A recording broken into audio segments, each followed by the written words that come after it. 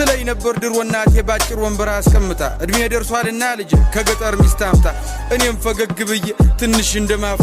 እሽኩርምም እያልኩኝ አወየ ልጅ ነገር ትንሿ ጭንቅላቴ ነገሩም ሳይገባት ምትለኝ ልብ ሳልል ከልቤም ሳልሰማት ወሬዋን ቀጠለች አለች እንዲህ አለች ልጄዋ ስማማ ሽማግሌ ይላክና ፈቃድ ይጠየቅና እሽታው መቼም ግልጽ ነው ቀድሞ አልቋልና ቤተ ዘመዱም ተሰብስቦ ይተዋወቅና ባለችን አቅም ደግሰን ዘመድ አዝማዱንም ጠርተን ጎረቤት ጓደኛም ደግሞ ሁሉንም አድርሰን ሃይዶጋ ተብሎ ተጨፍሮ ከቤት ተወጣና ከጫጫታው ከጋጋታው ከከተማው ጎዳና ምን ሽርህን ይዘህ ደግሞ ገጠር ትገባና ጎጆህንም ቀልሰ ምሽትህንም ይዘህ አንድ ሁለት ቃዳ መሬት ደግሞ ያው አባት ሰጥቶ ማረስ ማለብ ማርባቱን ደግሞ አማች አስተምሮ ሲሆን ደርሶ ደግሞ ልጅህ ማጨዱንም አግዙ ዶሮዎችህ የጣሉትን ደግሞ ሚስት ሰብስባ መርጠህ ደግሞ ከሰንጎቹ ከሁሉም የሰባ ከቀዩ ከነጩ እያልክ መርጠህ እንድትበላ